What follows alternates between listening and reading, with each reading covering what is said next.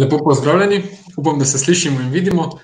Torej, mesec je naokoli in na sporedu je nova epizoda naših spletnih popotovanj. Danes se bomo podali, kamor se še nismo do zdaj, to je na Bližnji vzhod. Da smo danes ponovno skupaj, je odgovorno popotniško združenje Slovenije, ki organizira ta dogodek. No, kot že veste, je to nevladna organizacija, ki razvija tako mladinsko mobilnost in trajnost v turizmu. Zahvala za sodelovanje pa gre tudi organizaciji Mladi Maribor. Preden vam predstavim že nasmejano gostjo, pa vas pozivam, da obiščete spletno stran združenja in na njej pobrskate po spletni reviji Globetrotter, ki je poleg tega tudi vir naše oddaje. Torej, v njej so mesečno izdane razne reportaže prostovoljnih novinarjev združenja, nekatere med njimi pa najdejo svojo pot tudi v popotniškem snapu. Če bi se radi ogledali ali poslušali prejšnje epizode, jih lahko najdete na našem YouTube kanalu ali v obliki podcasta na temu namenjenih aplikacijah. Torej, zdaj vam pa predstavljam našo novo gostjo, etnologinjo, ljubiteljico Afrike, dokumentarnih filmov, sončenja, falaflov in še. Torej, to je naša avanturistka Ida Glušič, ki se večino časa ukvarja s prostovoljstvom skoraj po celem svetu. Ida, pozdravljena in me veseli, da si danes z nami. En lep pozdrav vsem, tebi in vsem, ki nas danes spremljate. Da bi začela, oziroma da prebijemo red, pa bi te za začetek vprašal, kdo je tvoj idol oziroma navdih za vsa ta velika potovanja? Veliko je takih zelo dobrih popotnikov, ko jih jaz spremljam. Zdaj, da bi pa eno osebo izpostavila, bi pa po mojem to eno slovensko popotnico, Almo Karlin. Ona je moj velik navdih, to je bila svetovna popotnica, je prepotovala cel svet, kar je bilo takrat za žensko nekaj čist norega. In ona je enkrat rekla, da potovanje je življenjska šola, kar bi se jaz čist strinjala z njo, ker jaz se na potovanjih vedno veliko naučim. Alma Karlin sigurno moja inspiracija in navdih pri potovanjih. No, hvala za to. Zdaj bi pa lahko tako začeli s tem. Torej, vas, dragi gledalci in gledalke, pozivam, da svobodno postavljate vprašanja in komentarje, na katere bomo odgovarjali med potekom in na koncu. Tako da, evo ga. Okej, lahko kar začnemo. Torej, jaz sem se pred kratkim vrnila nazaj z Bližnjega vzhoda. Vsak mesec sem bila v drugi državi, torej en mesec sem preživela v Egiptu, potem v Jordaniji, Palestini in potem sem šla spet nazaj v Jordanijo, pa bomo kaj več o tem malo kasneje. Sem pa potovala na tak način, da sem bila čim več pri domačinih in sem se posluževala aplikacije Couchsurfing. Za tisti, ko ne veste, kaj je to, to je ena taka aplikacija, te ljudje po vsem svetu gostijo, ti ponudijo, ne vem, kavč oziroma gre za neko tako kulturno izmenjavo tudi. Če sem hotela biti pa dlje časa na nekem področju, sem pa opravljala razna prostovoljna dela preko aplikacije Workaway. To pa, če slučajno tudi ne poznam, bom na hitro povedala, so tudi lahko najdeš delo vse povsod po svetu, razna dela, ne rabi biti v tvoji stroki to delo in potem v zameno za nekajurno delo na dan ti dobiš prenočišče in pa prehrano. Tako da jaz sem se tega tudi zelo posluževala. In gremo kar v Egipt. Jaz sem najprej kupila enosmerno letalsko karto v Aleksandrijo, kjer sem couchsurfala. Ta družina je mene zelo lepo sprejela in so mi na začetku zelo pomagali, da sem kupila lokalno SIM kartico, da sem potem poiskala lokalni bus do Kaira, kjer sem opravila prvo prostovoljno delo. Zaradi tega, ker je bilo na začetku meni zelo težko, ker Egipčani ne govorijo tako dobro angleško. Moja arabščina je pa zelo slaba. Jaz sem sicer prej imela tudi en tečaj v Sloveniji, da bi se kaj naučila, ampak nisem kaj dobro odnesla. Ampak vseeno če je le možno, jaz pozdravim ljudi v arabščini ali pa spregovorim par besed.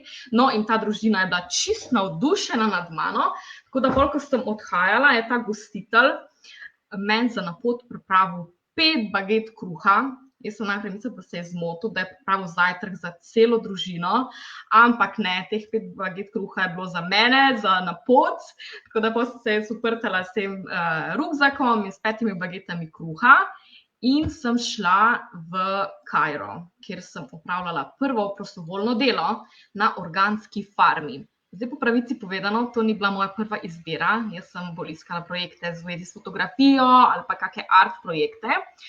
Ampak v tistem času, nažalost, nisem našla nič drugega.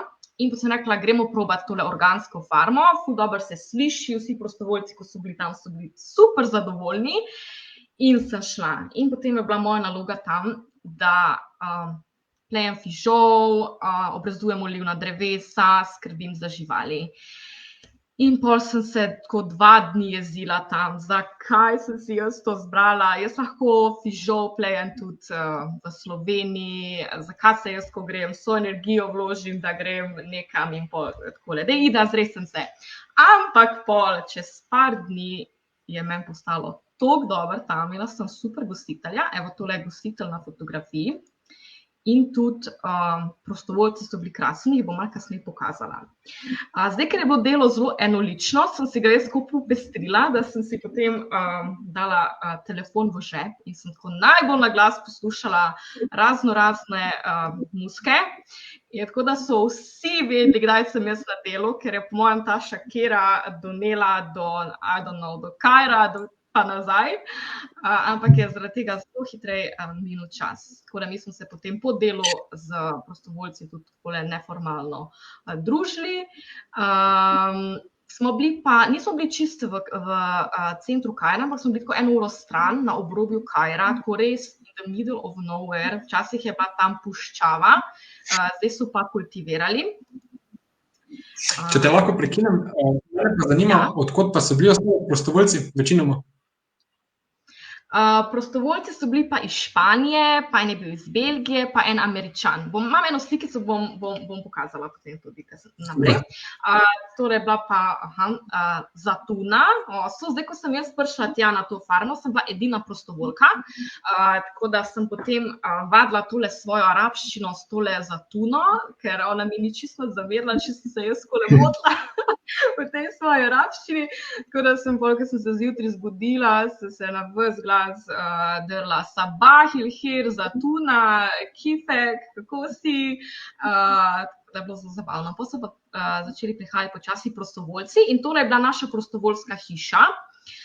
Zelo tako osnovno, ampak meni je bilo super. Manj, ko imaš stvari, meni je boljšno. Vodo smo imeli zelo omejeno, ker dobijo tam vodo samo 2-krat na teden, tako da če smo preveč pretiravali, se pa pač nismo tuširali ali pa so se nabirali kupi umazane posode, ker smo potem šparali, da nismo umivali posode. Ampak noben se ni sekiral, to je bilo meni tako najboljš, res pol veš, kaj je pomembno. Ampak odnosi so bili pa krasni. Evo, tole je bil en izmed prostovoljcev, tole je notranjost te prostovoljske hiše in tukaj je ena taka prigodica, zaradi tega, ker jogi v tej prostovoljski hiši so bili strašno neudobni. Jaz sem imela res srečo, ker sem imela nov jogi, se počutila kot kraljica, medtem ko so ostali prostovoljci spali na nekih prastarih jogih. In en dan se je tale prostovoljci iz Amerike odločil, da je pa dovolj, da bo on res spal v tem plastičnem stolu in takole pod noge si je podložil kovček in potem se je pokril s tole odejo, ko jo dobiš na letalo. Tako da jaz sem vedno umirala od smeha, ko je imel on tak večerni ritual, da se je spravil v posteljo, v ta stol, kovček, se pokril in smo z tega naredili prav tak mali žur. Evo, in mu je bilo udobno, torej. Kako? Torej mu je bilo udobno. Ja, boljš kot pa jogi, pa je. Jaz sem tudi hotela odstopiti moj jogi, ampak si je rekel, da bo to preživel v tem stolu. Evo, en dan sem pa tudi izkoristila, da sem malce olepšala prostovoljsko hišo. Sem napisala tako razne napise, pozdrave v različnih jezikih v prostovoljski hiši, pa potem tudi našo kopalnico in pa kuhinjo, tako da sem pustila en svoj pečat. Evo, to so bili pa prostovoljci, na levi strani iz Španije, potem desno pa iz Belgije in pa tale najstarejši je bil pa Američan. In tukaj bi rada poudarila, da res nikoli prepozno, kdaj začnemo recimo s prostovoljnim delom. Ta gospod se je odločil, da bo potem, ko je šel v penzion, začel prostovoljiti po svetu in je šel najprej v Tanzanijo, potem mu je viza potekla, potem smo se mi spoznali v Kairu, potem je imel namen spet iti nekam drugam, tako da res super preživeti leta tudi na ta način. Evo, potem sem pa jaz šla v center Kaira, kjer sem pa couchsurfala pri eni super gostiteljici in to pa je bilo meni tudi najbolj zaradi, ker ona mene vključila v svoje življenje. Kamorkoli je šla ona, sem šla jaz zraven nje. Tule smo šli v fitness, pol v center, po raznih popravkih in na ta način jaz pol res lahko vidim, kako razmišljajo, kako živijo, s čim se ubadajo, kakšni so njihovi problemi in sploh kot etnologinji je to meni res zanimivo, da imam tako priložnost. To je bil couchsurfing, ja, povej. Sorry, te prekinjam. Sem te mislil vprašati, kaj pa je bila najlepši spomin oziroma najlepša dejavnost, kaj ste skupaj počeli? Fitness je bil zelo zabaven. Jaz sem bila res kako bo to izgledal tale fitness v Egiptu in pol, tak zelo modern fitness. Uživali smo res je bilo super. Pol so hoteli posneti neke videe za TikToke, ko smo bili tam telovadile, da so oglaševali potem ta njihov fitness. Jaz sem pokazala nekaj salsa gibov, movov, tako da to je bilo zabavno. Po mojem, da je to moj najboljši spomin, na Mirjam iz Kaira. Šibamo naprej. Ena stvar, zakaj sem jaz sploh šla v Egipt, je bilo v bistvu zaradi oaze Siva. Jaz sem videla neke fotografije, kako je tam čarobno, vse tako lepo in tako, jaz moram videti to področje Egipta, ampak pol se mi je pa tale Siva skoraj izmuznila, ker ko sem bila že enkrat v Egiptu, se mi je zdela ta oaza čist preveč daleč, za mene čist prevelik zalogaj, ne bom znala priti do tja, nisem našla gostiteljev, skratka 100 izgovorov. Potem sem pa spoznala enega prostovoljca, ki je bil pred kratkim v tej oazi in je rekel, Ida, to čist simpel, vzami nočni avtobus, 10 ur se boš vozila tja, 15 €, tam si, če si že v Egiptu, tega ne smeš spustiti. In potem sem jaz res spet šla v akcijo, pisala na couchsurfing, kdo me lahko gosti in potem sem res se odpravila v oazo Siva. Siva je zdaj čist neko tako, malo drugačno to področje od ostalega Egipta, imajo drugačen jezik, drugačne obleke, drugačna kultura, ker tam so Berberi. Tukaj zdaj jaz na fotografiji nosim tole berbersko ogrinjalo, kakor tam nosijo neveste ob poroki. Tole pa v strogem centru Sive. Tale gospod v tej prodajalni je mene večkrat povabil na čaj in potem smo skupaj debatirali. In je bilo super. Tole so pa otroci v oazi Siva, pa prevozi. Veliko se poslužujejo osličkov, seveda imajo tudi ostala prevozna sredstva, motorje, avtomobile, ampak še veliko je pa na ta način z osličkom. Še vedno imajo trajnostni stari način prevoza. Zelo ekološko, nič se ne onesnažuje, tako da podpiram. Ampak ne do živali, verjetno. Preveč. Kako? Ampak ne do živali, mogoče. Jaz nisem zasledila, da bi jih tako kaj maltretirali. Bolj sem to zasledila po ne vem kakih drugih področjih, tam pa se mi ni zdelo, da so bile tako slabo tretirane, če priznam. Ampak sigurno se pa tudi zgodi. Tole je bilo pri mojem gostitelju. In pa Siva je zelo znana po Salt Lakes, slanih jezerih, tako kot Mrtvo morje, tam potem lahko lebdiš in je nek tak poseben občutek, ki ga vse mora. Torej, ta mit je res, da ne rabiš niti plavati, pa te voda sama drži na gladini. Tako, sploh ne moreš plavati, res, ko lebdiš, tako da res zanimiv občutek. Voda je tako kar malo oljnata, jaz sem imela tak občutek, da tako malo mastna voda zaradi toliko soli, je pa zelo problem, če ima slučajno kako rano na koži, ker to pa potem svinjsko peče. Ja, tako da, ampak drugače pa občutek je pa zanimiv, je za probati. Jaz sem pol v Sivi, ena taka neprijetna stvar se mi zgodila, ker sem se zastrupila z vodo oziroma z hrano, ne vem točno, ampak po mojem, da nisi bil v Egiptu, če se nisi vsaj enkrat s hrano zastrupil. Vsi, ko so bili tam, so mi povedali, da so se. Tako da pol nazaj, ko sem šla jaz v Kairo, je bil bilo samo trpljenje na tem 10-urnem avtobusu s to zastrupitvijo hrane, ampak sem preživela. Tako da pol iz Kaira sem pa šla v Dahab, to je pa Sinaj, kjer je bila pa moja druga prostovoljska izkušnja. Prvič se je zgodilo, da je mene gostitelj povabil, če pridem pomagati, in sem sprejela. In potem sem hotela že prvi dan pobegati, ker običajno je vedno tako, da ni, kakor si jaz predstavljam, pa imam neka pričakovanja, pa pol je vedno malo drugače. In sem se spraševala, zakaj je on mene sploh povabil, če sploh ne potrebuje nobene pomoči.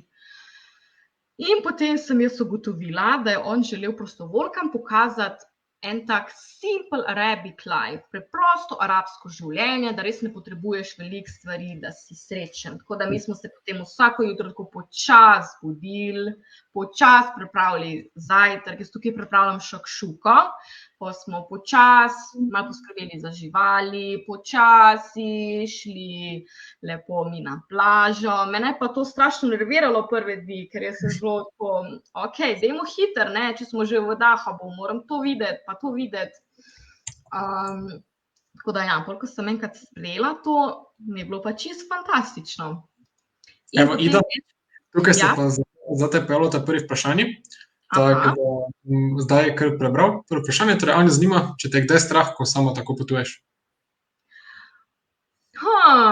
V bistvu me niti ni strah. Na začetku je me malo strah to, ko se pripravljam, pa imam neke take predstave, ampak ko sem pa enkrat tam, pa ko padam noter, mene rekel, da je strah. Ne vem. Vedno sem z nekimi takimi finimi ljudmi, gostitelji, ki mi zelo pomagajo. Če bi bila pa res čisto sama, ok, ja, ampak tudi če sama jaz potujem, jaz sem redko kdaj sama. Tako poznam neke domačine, me pol oni vodijo okrog po mestu, tako da ne, ni me pretirano strah. Drugače po mojem ne bi šla sploh na tako potovanje. Vseeno, pravi duh pogumne avanturistke, lahko rečem. Tako da, še eno vprašanje za tebe, ta drugo pa Dušana zanima, če si imela kakšne slabe izkušnje z ljudmi, nasploh po celem potovanju.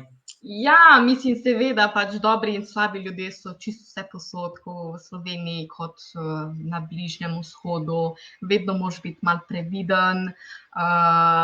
Ja, so tudi kakšne slabe izkušnje, ampak ni se pa kaj drastičnega takega zgodilo, da bi zdaj zaradi tega, da me odvrnilo, da bi šla še kdaj, ne vem, na Bližnji vzhod ali pa sama tako potovati. Je pa treba biti seveda previden in ja, to. Ne moram izpostaviti ene stvari, da se mi je res nekaj takega strašnega zgodilo, no? Ker ni bilo tako tragičnega, nič. Nič me niso ukradli ali pa karkoli. Ja.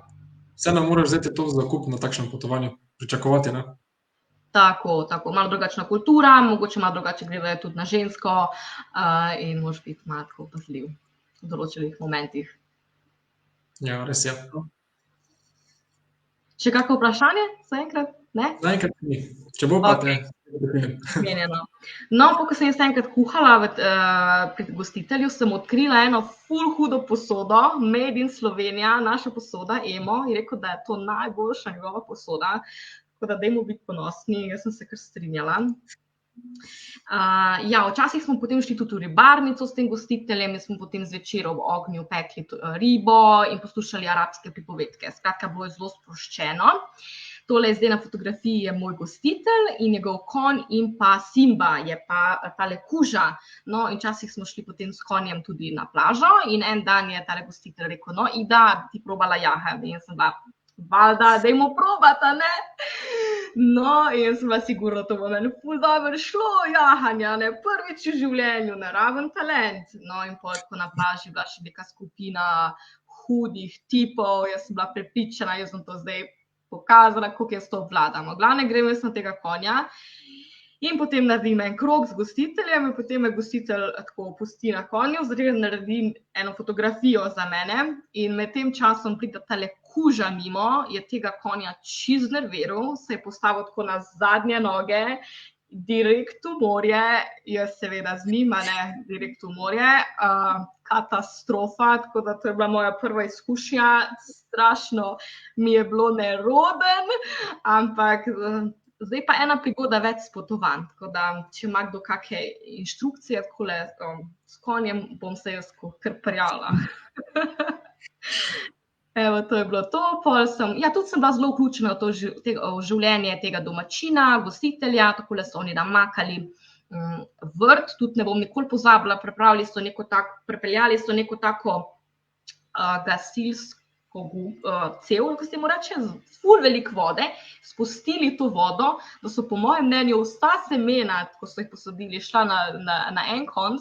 Glavno, oni se niso nič sekirali, vse je bilo pomešano, niso vedeli, kje so posadili kaj, ampak so bili tako, bo zraslo neki, bodo oni že videli, kaj so posadili. Tako da zelo zanimiva taktika, je bilo zanimivo opazovati moške, kako vrtnarijo.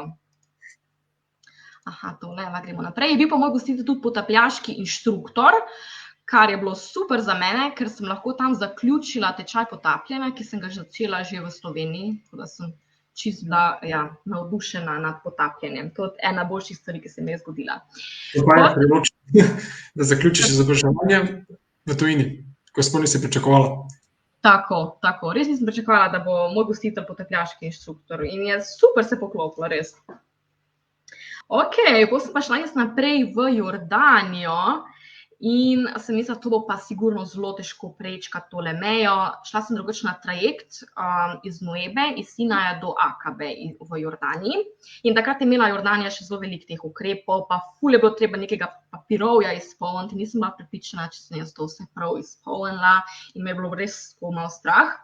In potem sem jaz tako najboljše v življenju prišla skozi čez to mejo. To je bilo pa res ena taka zelo zanimiva izkušnja, bom povedala. Jaz sem prišla na tole pisarno, kjer pač sprejmejo te popotnike, in moraš pokazati PCR, pa pasport, pa to. No, mene je sprejel nek šef policije, povabil me na kavo, a bom kadila z njemu, ne bom kadila, a bi kaj drugega kadila, ne bom kadila, gremo zdaj mi na tale trajekt, ne. Prva sem mogla iti na trajekt, mene je bilo tako nerodno, vsi ostali Jordanci in Egipčani so čakali na enem avtobusu, jaz sem mogla prva iti na trajekt in potem pustiti svojo prtljago na nekem VIP mestu. Čist mi je bilo čudno, ampak oni so se hoteli res v najboljši luči prikazati. Poleg tega na tak način zelo malo Evropejcev prečka mejo in so hoteli seveda pač, ne vem, pokazati neko, kako so oni dobri, seveda pač jaz nisem imela druge izbire, kot da jim sledim. In potem, ko sem prišla v Jordanijo, spet mene sprejme nek policaj, spet grem čez celo vrsto čakajočih Jordancev in Egipčanov za vizo. In potem pridem spet prva do te pisarne za vizo in mene samo vprašajo, a bom tukaj en dan ali bom več dni. Zato, ker če bom samo en dan, potem moram plačati vizo, drugače pa ne rabim plačati vize. In jaz sem bila, seveda bom več kot en dan, ne. In samo štempel, welcome to Jordan. Tako da sem najbolj hitro v življenju po mojem prečkala in najbolj z lahkoto prečkala državno mejo, čeprav me je bilo na začetku najbolj strah. V Akabi Te prekinem, so bili zelo naklonjeni obiskovalcem, oziroma jim da velik pomen tudi. Zelo. Ja, to pa res. Drugače sta se pa pojavili še dve vprašanji za tebe, spet, teda bomo kar zdaj odgovorili. Prva je od Ksenije, ki jo zanima, ali kdaj srečaš kakšnega popotnika, s katerim potem skupaj nadaljujete potovanje, ali pa ves čas potuješ sama? Jaz velikokrat srečam popotnike tako kot delam neka prostovoljna dela, to pomeni, ne vem, ko sem v hostlu bila, sem srečala potnike, potem smo imeli, ne vem, skupaj prosti dan in smo šli kam potovati. Da bi pa jaz skupaj z nekom prav nadaljevala tako potovanje po državi ali pa v druge države, to pa ne, zato ker tudi ostali popotniki imajo običajno začrtano neko pot, kam bodo šli, pa tudi jaz imam neke želje, že naprej, mogoče sem zmenjena z gostitelji, kam bom šla, tako da potem bolj kot ne sama potujem, ampak grem pa za kakšne dnevne izlete, mogoče tudi z drugimi popotniki. Tako. Zanimivo.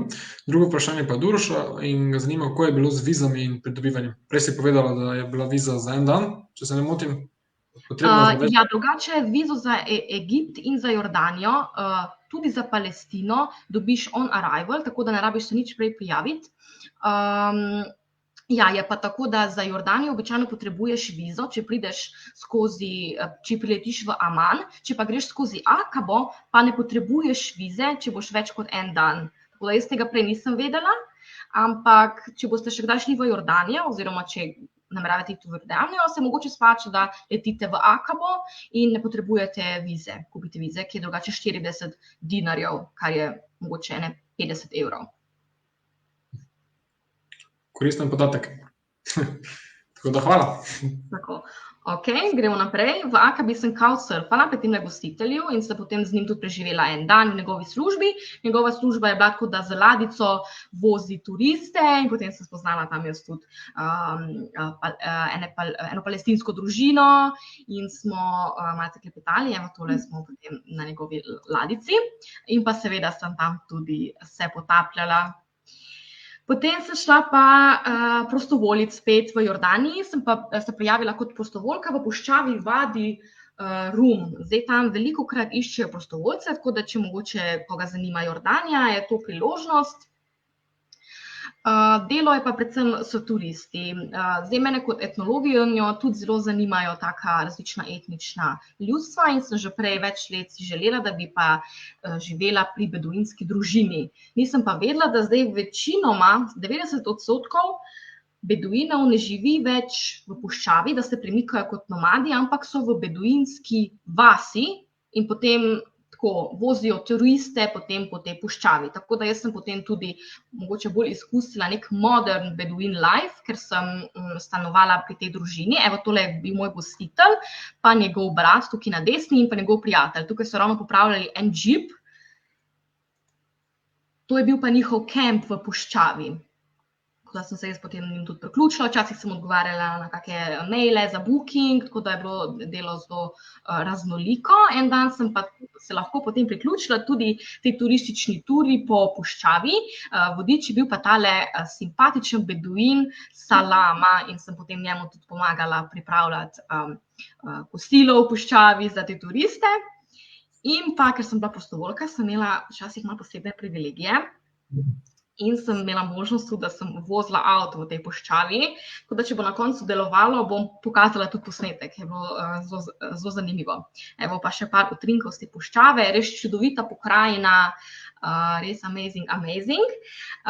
Naslednja prostovoljska izkušnja je bila pa v Petri. Petra je zelo znana, verjetno vsi veste, ker je ena od 7 čudes in tam je veliko hostlov pa hotelov, tako da sem si tudi želela, da bi nekoč delala v hostlu in evo v Vadi Musa oziroma v Petri sem potem dobila to priložnost. Tole je pogled iz hostla, tole je bil pa sončni zahod iz hostla. Zdaj, moje delo je bilo večinoma takole na recepciji.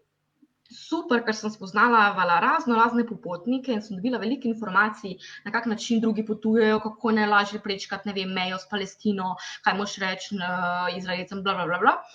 Tako da mi je bilo super to delo. Potem sem pa dobila tudi priložnost, da sem nekaj naslikala na steno. Tole je moja slikarija. Tako da, če boste kdaj v Rafiki hostlu, prečekirite prvo nadstropje, boste videli mojo slikarijo. Evo, tole je še par utrinkov. Čudovita slikarija. Hvala, najlepša hvala. Evo, in mislim, da nisem nekaj, če ste šla ogledati glavno atrakcijo. In vidim, da tako, ja, če sem spustila piramide, ker sem se jaz zelo izogibala tem turističnim zadevščinam, ampak Petre pa nisem mogla spustiti, enostavno. Tako da tole je pa par utrinkov iz Petre, eno izmed 7 čudes. Zelo zanimivo je bilo tukaj hoditi okrog. Jaz nisem predstavljala, da je to tako veliko, tako hodiš cel dan, če bi hotel videti čisto vsak detajl, rabiš 14 dni, da si v Petri, drugače običajno so turisti 2 dni in potem tale glavna pot pa je 20 kilometrov, tako da se kar nahodiš, potem zaradi tega se turisti potem veliko poslužujejo tudi, da uporabijo osličke, in pol se tako nekako olajšajo hojo, kar pa jaz seveda ne priporočam, ker tukaj so pa oslički malo bolj zanemarjeni in res ne skrbijo lepo za njih. Tako smo prej omenjali. Tako. Tole je še en utrinek iz Petre. Evo, sem dobila pa tu še eno priložnost, da sem preživela z beduinsko družino tam v okolici Petre. Zdaj, beduini so tako v Wadi Rum, kot sem bila prej, in pa tudi v okolici Petre. In to sta, mislim, da tako, kot so mi razlagali, sta malo drugačna klana, ne vem, oni se ne marajo med sabo. V Wadi Rum so meni govorili, da bod previdna, beduini v Petri so bolj nevarni, pa bla, bla, bla, bla, bla, bla, bla, bla. V glavnem, pazi se, so zelo marketinško usmerjeni. Ok, jaz sem lahko bom se jaz sama prepričala na svoje oči in sem potem dobila priložnost, da sem šla z eno beduinsko družino tam na pašo. To je bilo strašno zanimivo meni. Takole smo šli s tole gospo, z beduinko po planinah, v glavnem, oni se premikajo tudi malce kot nomadi po teh vodnih, glede na vodne vire, a ne pašejo tole živino, koze.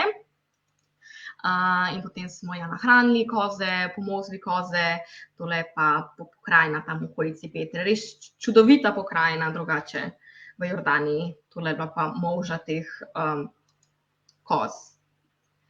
Evo, da vidimo, kaj je zdaj naprej. Aha, ta gospa je tudi delala potem poslikave s Kano, tako da sem jaz tudi dobila en tak vzorec. Super. Aha, potem sem pa jaz iz Amana, glavnega mesta Jordanije, potem prečkala mejo z Izraelom, da sem prišla lahko v Palestino. Zdaj, Palestino sem jaz malce načrtovala, da bi bila lahko tam za veliko noč, ampak ko sem jaz začela z Egiptom, je bila Palestina še zaprta za turiste oziroma odprta samo za necepljene, za cepljene, tako da nisem prepričana, če mi bo uspelo, ampak potem so pa sprostili te ukrepe. Tako da sem se jaz pripravljala, kaj moram reči na meji, če se ne smem reči na meji, da bodo mene spustili, zaradi tega, ker sem pa prečkala mejo na enem takem prehodu, ki je pa posebej za Palestince rezerviran in moraš imeti en tak poseben razlog, zakaj greš skozi ta prehod. Tako da jaz sem potem malo sem mogla lagati, če tako priznam, da grem v Tel Aviv, da bom tam kot turistka. Niso me kaj posebej spraševali, vprašali so me samo, če poznam koga v Egiptu. Mislim, seveda nobenega ne poznam. Jaz sem tam bila navaden turist, šla si pogledati piramide, ne vem vse, sploh nisem bila po piramidah, ampak po nasrečo me niso več naprej spraševali in sem dobila potem vizo za 3 mesece. Tudi tam dobiš vizo on arrival, tako da se ne rabiš vnaprej prijaviti. Ida, eno vprašanje za nazaj, glede tvojega slikanja v hostlu. Ja. Torej, ljudi te zanima, kako pa si dobila dovoljenje in idejo za slikarstvo v hostlu? Običajno v hostlih je veliko teh stenskih poslikav, tako da prav iščejo prostovoljce, da lahko kaj poslikajo in popestrijo to vzdušje v hostlu. In ta hostel je imel že prej veliko res dobrih poslikav in potem sem jaz gostitelju pač preprosto omenila, da jaz tudi znam slikati, pa če je možnost, da lahko kaj naslikam. Tako da malo moraš tudi ti izraziti, kaj znaš, kaj lahko mogoče pripomoreš. Drugače bi bila enostavno vsak dan na recepciji. Tako sem pa potem lahko imela malo različne jobe, službe. Ideja je bila pa mislim, da norveški slikar, tako da sem od njega dobila eno tako idejo, ampak naredila malo bolj tako abstraktno, afriško. Tako. Nažalost sem pozabila ime tega umetnika. Lahko potem pogooglam pa v chat napišem. Ali pa te kontaktirajo za informacijo, ko boš pogooglala. Tako. Ok, še kakšno vprašanje? Ne, samo komentar za te. Pohvala. V Palestini sem pa potem večino časa preživela v Ramalahu, to je mesto v Zahodnem bregu, in sem tam delala kot prostovoljka tudi pri eni palestinsko-ameriški družini. Jaz sem jim pomagala na ekovrtu, sadili smo drevesa, razne stvari smo delali na tem vrtu, tudi bolj eksperimentalno, z nekimi kompostiranje nekimi južnokorejskimi tehnikami. Jaz se ne spomnim več vsega tega, ampak bilo je zelo zanimivo, zelo tako naravno kmetovanje. Včasih sem pa potem tudi peljala otroke v šolo ali pa jih pobrala iz šole, tako da je bilo tudi zelo raznoliko, zelo so mi zaupali in sem se zelo dobro počutila. Evo, tukaj smo enkrat sadili drevo. Da vidim, kaj je zdaj naprej. Aha, preurejali kopalnico, skratka, zelo različne stvari. V Palestini mi je bilo res super. In pa tudi naslikala sem nekaj. Oni v okviru hiše imajo tudi eno tako restauracijo in potem so postavili neko tako ograjo, oziroma, ja, se reče ograja, ne vem, in da bi malo to popestrili, ne so mene prosili, da nekaj naslikam. Tako da tukaj so mi pa oni dali idejo, oziroma kaj želijo imeti in potem sem jaz to nekako kopirala in preslikala na tole ograjo.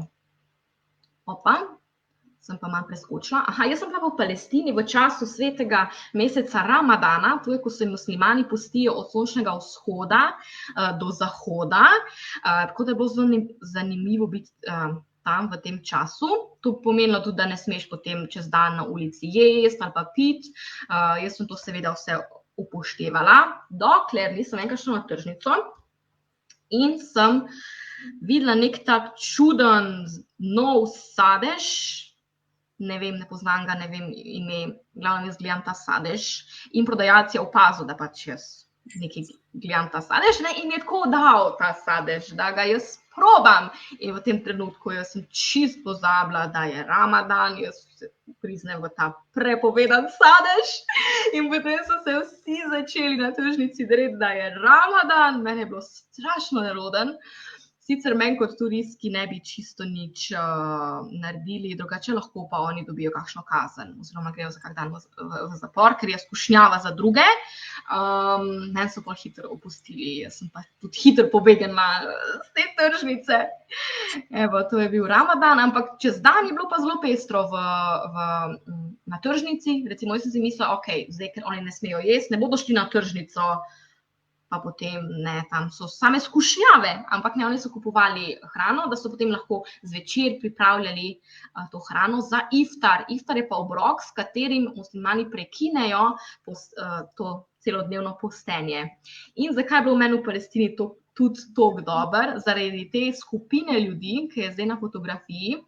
Mi smo se s to skupino Palestincev oziroma tujcev skoraj vsak dan dobivali, smo skupaj imeli iftar, oziroma smo šli na game night, quiz night, na salso, veliko smo se pogovarjali, veliko sem zvedela o zgodovini, o palestinski kulturi, kako živijo, kakšni so njihovi problemi, tako da ja, to so bili moji prijatelji. Aha, en dan smo šli tudi hajkat po Palestini, takrat je bila ravno pomlad, tako da je vse cvetelo, res bogata narava.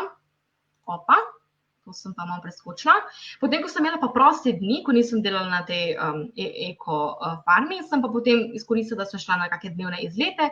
En dan smo šle s prijateljico iz Francije v Betlehem, obedje smo bile prostovoljki tam. In pa tale ločitven zid, ki je pa nažalost postal kar ena taka turistična atrakcija. Zdaj veliko ljudi gre tja, nima blage veze, kaj se dogaja v Palestini, v Izraelu, samo da se fotkajo pred tem zidom, potem kupijo en spominek v souvenir shop in potem grejo naprej. Tako da zelo žalostno, ampak to je še vsem tam taka realnost nekako. Lahko vprašam, kako si pa ti doživela te spore, ki jih imajo, oziroma to konfliktno območje na lastni koži?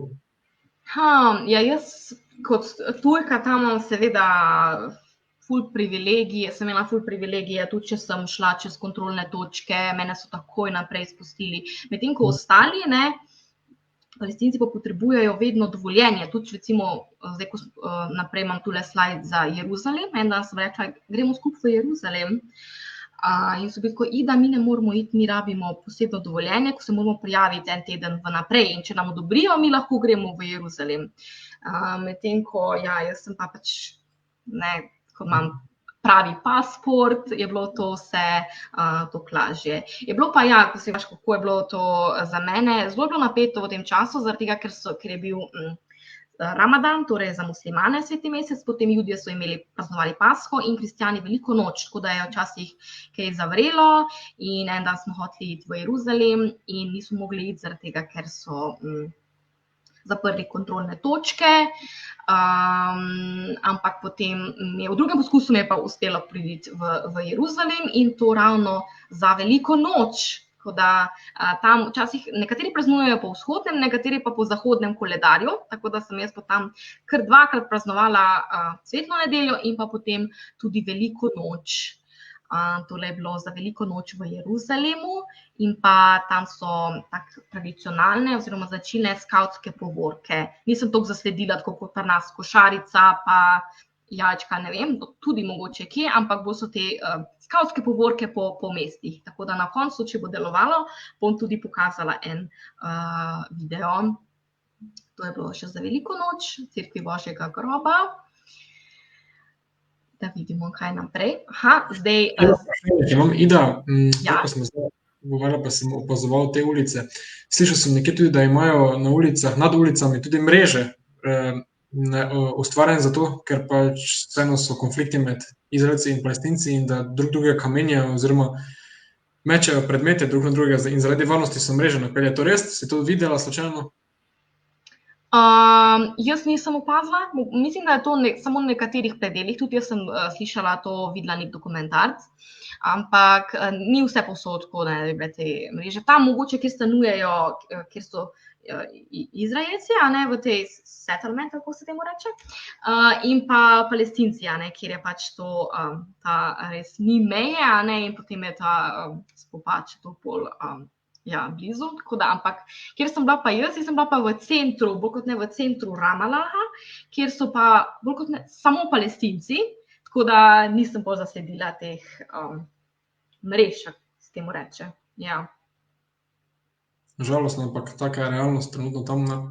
Je kar zahtevna situacija, ampak Palestinci se ne dajo. Jaz sem tudi imela zelo tako predstavo, ne vem, stereotipe mogoče, kako bodo, oni so utrujeni od vseh teh spopadov, pa ne vem, vse tako nazadnjaško mogoče. Potem sem prišla, je bilo tako kar moderno, tako vseeno nek standard, vsaj v centru, ne vem, kako je v vaseh, ampak sem bila zelo presenečena. Ja, glede stereotipov, to sem pa pozabila povedati tudi v puščavi prej, ko sem bila pri tej beduinski družini, ne.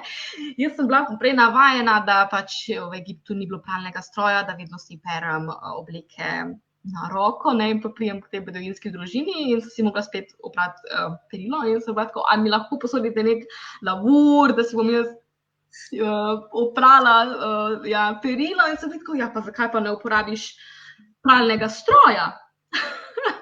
Tako da jaz sem imela čisto neke take predstave, ampak potem to ti potovanja dajo, potem ti odprejo malo oči. Tako, evo, gremo zdaj nazaj v Palestino. Zadnji dan, preden sem potem šla spet nazaj v Jordanijo, smo pa šli s tole kolegico v Nablus.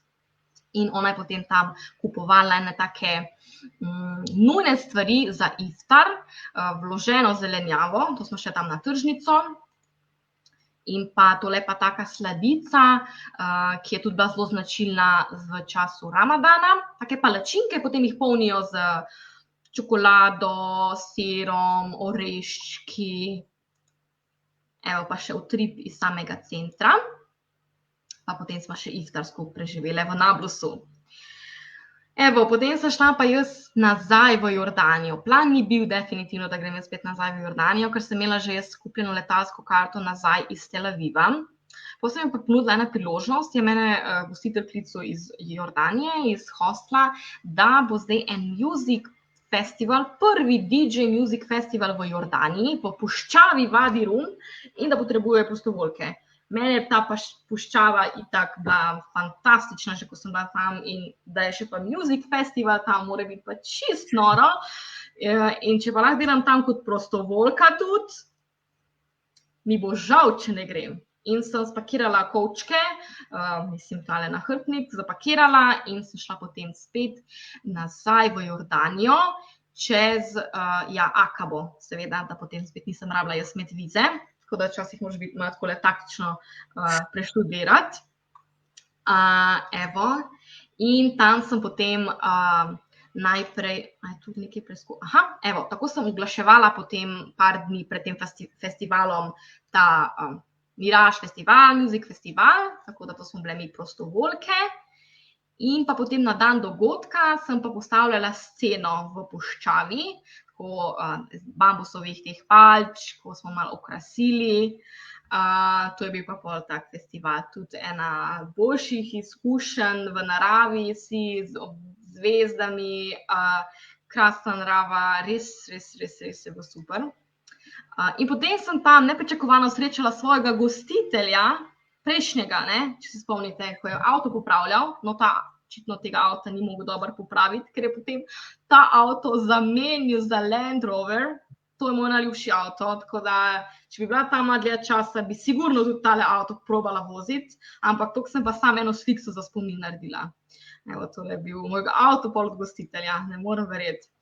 Potem sem imela pa jaz spet nazaj že kupljeno karto, da letim takoj po festivalu nazaj domov, ampak smo se potem s prostovoljkami odločili, da moramo pa nujno iti še na en road trip do Mrtvega morja. In sem spet vrgla stran to karto, In smo šli potem do Mrtvega morja res, pa do Vadi Mudžib, to je pa tak kanjon s tole reko in potem je tako malo adrenalinsko, malo plezaš po tem kanjonu, potem se spuščaš dol po teh slapovih. Odprejo pa vsako leto maja ta kanjon, tako da sem imela srečo, ko so ga ravno takrat potem tudi odprli. Res super za vse adrenalinske navdušence, priporočam zelo. In pa še najsevernejše mesto v Jordaniji smo še pogledati, tukaj se v zadnji vidi Galilejsko jezero in pa Sirija je na tej strani že. Tako blizu, ampak tako daleč, Sirijo pa malo težko priti. Potem smo že skoraj na koncu, preko Cipra sem potem jaz nazaj letela v Slovenijo, na Cipru sem v Slovenijo, v Cipru sem potem tudi couchsurfala, je bil zgolj tak kratek postanek. Zdaj pa, če ni kakih vprašanj, bi jaz kar video pokazala za na konec? Ne bomo pa dali prvo vprašanje, ker nekaj se je pojavilo, pa bomo bolj skočili na zanimiv video, tako ostanite z nami. Prvo vprašanje, torej več vprašanj, Hari se zanima, ali je bilo v puščavi zvečer zelo mrzlo? Ful mrzlo, v puščavi so res take ekstremne temperaturne razlike, čez dan strašno vroče, po noči pa spala sem oblečena, po mojem, v 3 jopah, 3 kovtrih, res mrzlo. Tudi sam Egipt me je najprej presenetil, ko sem mislila, da bo tam poletje, ko bom jaz prišla, pa me je pričakal dež v Aleksandriji, v Kairu je bilo strašno mrzlo, tudi v tej puščavi in mi je bilo čisto nenavadno. Nisem si mogla predstavljati, da imajo tudi zimo mogoče v Egiptu. Ja, pa potem tudi v Jordaniji. Tako da pripravite se, če greste v puščavo, da se dobro oblečete. Zdaj pa drugo vprašanje. Torej, Dušan zanima, če razmišljaš že v novem prostovoljnem, oziroma če že razmišljaš v novem prostovoljnem delu, v kakšnem drugem delu sveta, o novem prostovoljnem delu? Sigurno, teh možnosti je na milijone. Jaz se zelo hitro navdušim nad temi prostovoljskimi deli, ker so res dobra dela. Dajte pa čekirati Workaway, meni je to super aplikacija. Vem, da so še druge aplikacije, ampak zdaj, da bi prav načrtovala naslednjo prostovoljsko izkušnjo, zaenkrat še ne, ampak si pa želim iti marsikam po svetu. Torej, naj spremljajo tvoje socialno omrežje in bojo vedeli. Njih zanima, lahko seveda. No, pa gremo dalje. Bolj pa še Urša zanima, katera hrana ti je bila najlepša tam? Na celem potovanju lahko tudi poveš. Jaz obožujem to njihovo hrano in v Egiptu, Jordaniji.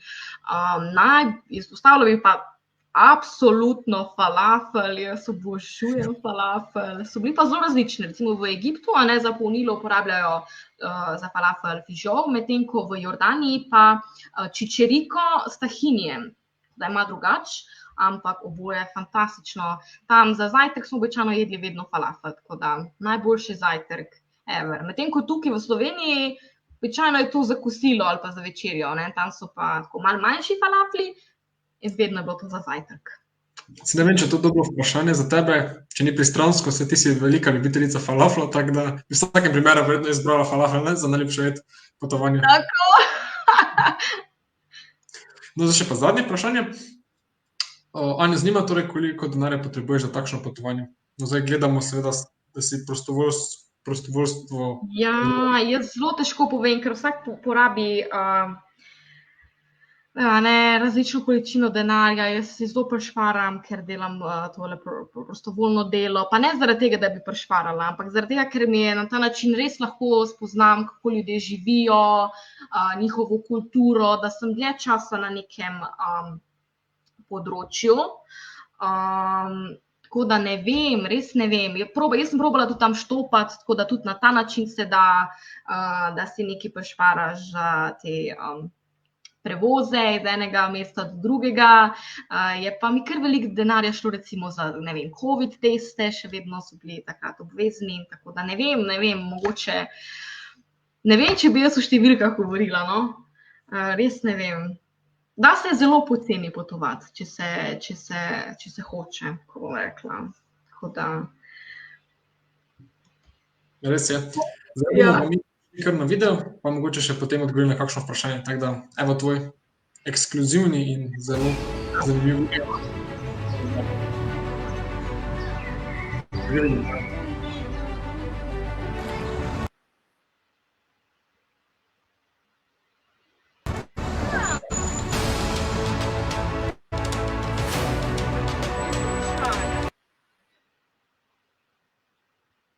Ja, zaradi tehničnih težav in povezave. Mislim, da bo šlo dalje. Lahko poskusiš še enkrat? Da vidimo.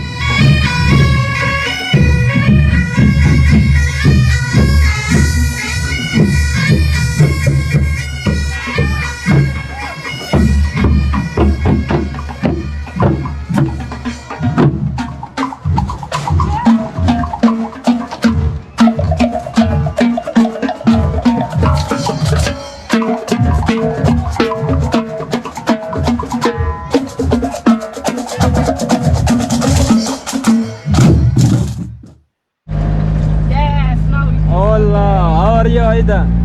Very good, very good. You're the driver? Driver Ida and next to me is Salama. Bravo, thank you. That's true. Hello guys, how are you? Aida, very good driver. Bravo Aida. I am. Bravo. Bravo Aida. Okay, Meshi.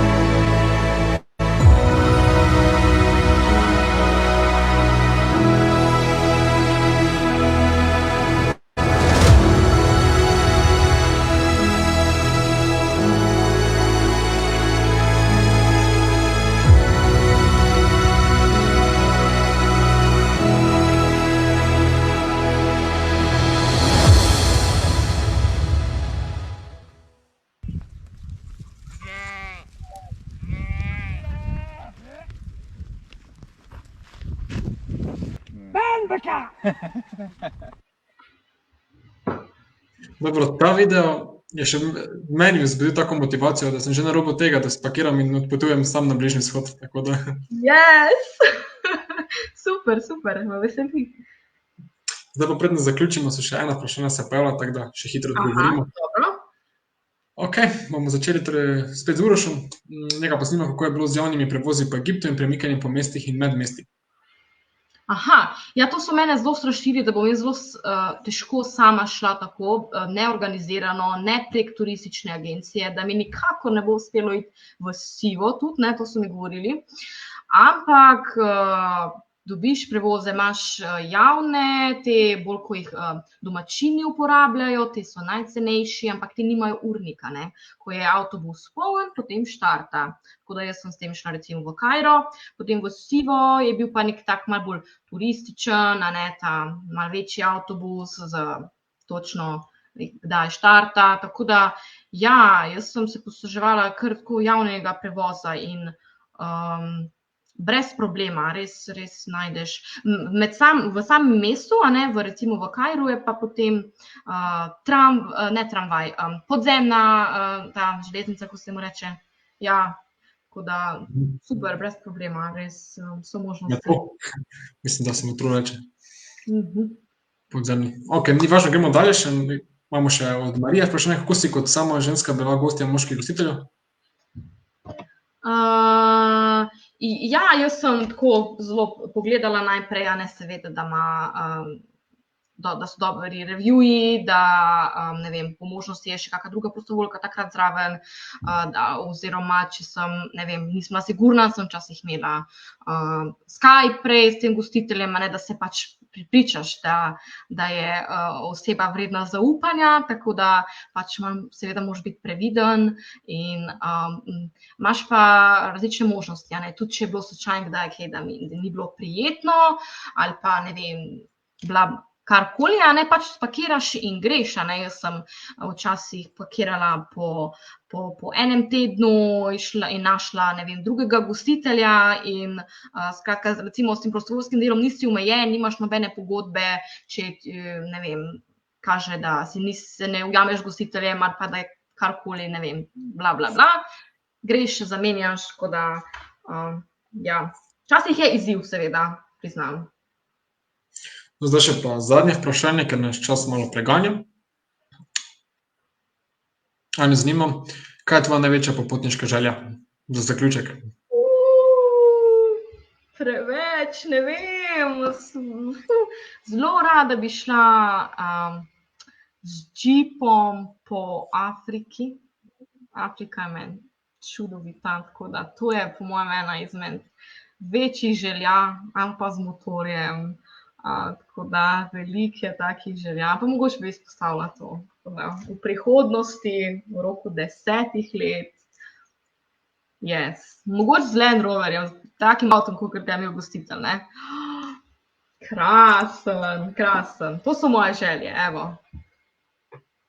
Torej, hvala, da si jih delila z nami. Evo, za več vprašanj in ostala vprašanja, na katera danes žal ne bomo odgovorili, pa jih lahko posredujete oziroma kontaktirate Ido na njenem Instagram profilu. Tako smo prišli do konca oziroma zaključka naše današnje epizode.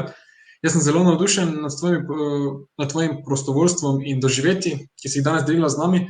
Verjamem, da so enakega mnenja tudi vsi, ki so te poslušali in gledali. Izjemno ti hvala za deljenje tvojih spominov in navsezadnje, da si vzela čas, saj si ravno pred kratkim prišla nazaj v Slovenijo, če se ne motim. Ja, pred enim tednom sem prišla nazaj, tako da je vse še zelo sveže.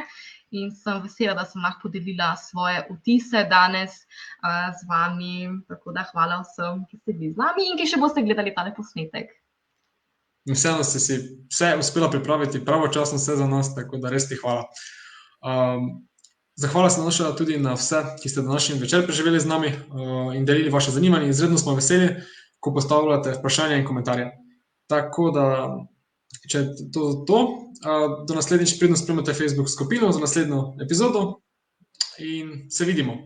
Ida, še enkrat hvala. Malenkost, lep večer vsem. Še zadnje, bon voyage.